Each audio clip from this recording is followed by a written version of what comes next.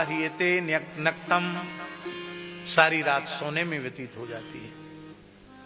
व्यवहार भोग में रात्रि व्यतीत होती है या निद्रा में रात्रि व्यतीत होती है, और दिन दिवाचार थे हया, धन कमाने की इच्छा में दिन व्यतीत हो जाता है। धन कमाने में नहीं, धन कमाने में नहीं, धन कमाने की इच्छा में।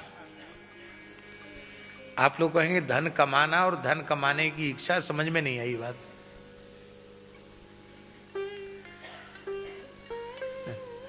धन प्राप्ति जो होती है वह तो प्रारब्ध के अनुसार होती है। धन की प्राप्ति प्रारब्ध के अनुसार होती है।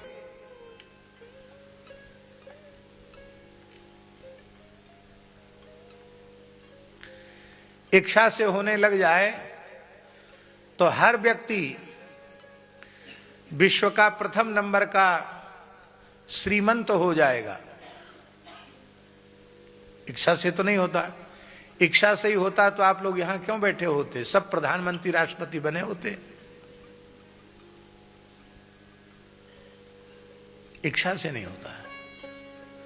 प्रारब्ध और प्रारब्ध के अनुकूल पुरुषार्थ।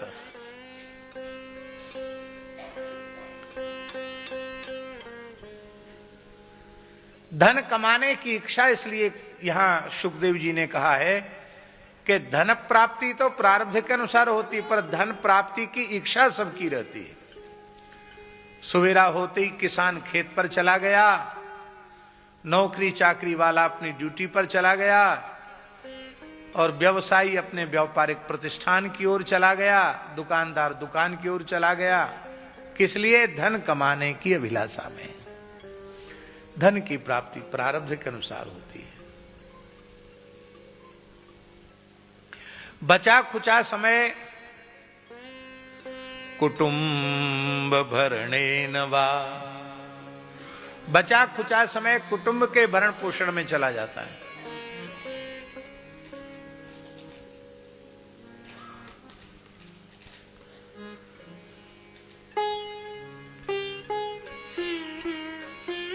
अब एक और प्रपंच सबके पीछे लग गया है,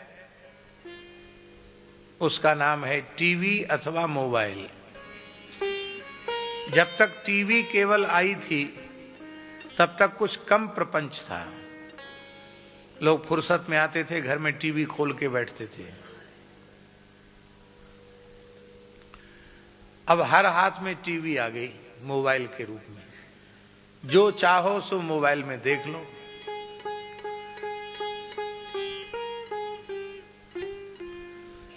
तो अब हम तो जानते नहीं, ये कह रहे हैं विवेक जी कह रहे हैं एआई और आ गया। क्या चीज होती है एआई भगवान जाने। जो भी हो,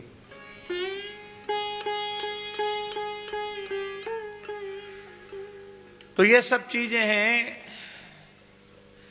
मनुष्य के अमूल्य समय को नष्ट करने वाली। देखिए हम जो कुछ बोल रहे हैं ये हम सबके परम कल्याण की बातें हैं।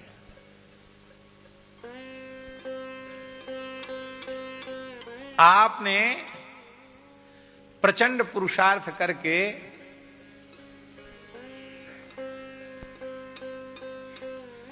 अस्सी वर्ष तक की आयु में, एक अनुमान बता रहे हैं हम आपको, 80 वर्ष तक की आयु में आपने 100 करोड़ रुपए कमाया। कितना कमाया? 100 करोड़।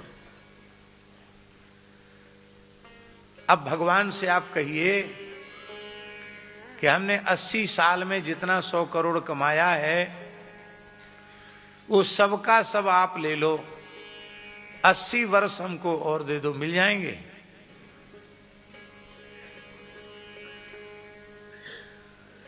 पूरे 80 साल तक की कमाई, 100 करोड़ पूरी कमाई दांव पर लगा दो और कहो कि हमको 80 वर्ष की आयु और दे दी जाए, मिलेगी? चलो ठीक है, 80 वर्ष देने में भगवान कंजूसी करें, 80 महीने की मिलेगी? 80 सप्ताह की मिलेगी। अंत में आप कहेंगे हमारे जीवन के 100 करोड़ जितना हमने कमाए सब ले लो, 8 घंटे की आयु दे दो, मिलेगी? 8 मिनट की मिलेगी? अरे 8 मिनट नहीं, 1 सेकंड की नहीं मिलेगी। इसका मतलब है आपके जीवन का 1 सेकंड जितना, 1 क्षण जितना मूल्यवान है, हजारों करोड़ की संपत्ति उतनी मूल्यवान नहीं है। तीनों लोगों की संपत्ति एक और मनुष्य के जीवन का 1 क्षण एक और। इसलिए मनुष्य को 1 क्षण भी व्यर्थ नहीं गुमाना चाहिए। मान लो कोई व्यक्ति 100 वर्ष तक जिया, आजकल 100 साल तक सब जीते नहीं है, अनुपात 70-80 का ही है, लेकिन चलो 100 मान लो।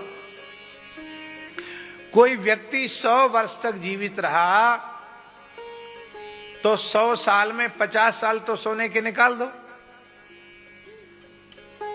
भाई रात का समय निकालना पड़ेगा ना, तो कितने बचे? और 20 साल की उम्र तक तो यही होश नहीं होता कि हम मनुष्य हैं। खेलने कूदने में, इधर उधर में, चमक दमक में 20 साल तक चला जाता है, पता ही नहीं चलता। मनुष्य के पास समय ही नहीं है।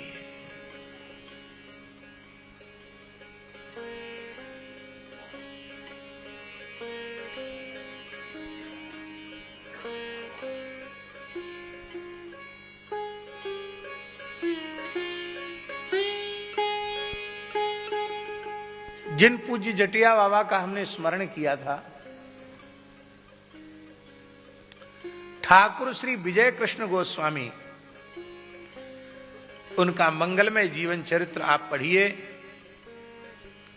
उनके शिष्य कुलदानंद ब्रह्मचारी जी के द्वारा लिखा हुआ सद्गुरु संग पढ़िए, आपको पता चलेगा ठाकुर श्री विजय कृष्ण गोस्वामी मुश्किल से आधा घंटे ही विश्राम करते थे। कितना?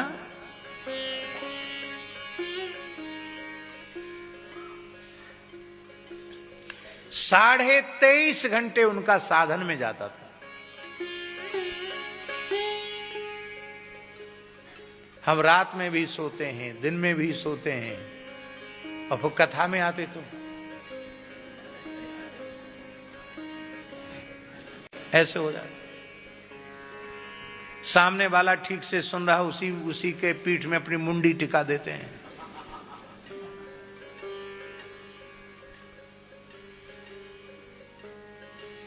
तुलसी पूरव पापते हरि चर्चा न सुहाए। कथा कीर्तन में नींद उन्हीं को आती है जिनके पाप बहुत अधिक प्रबल होते हैं।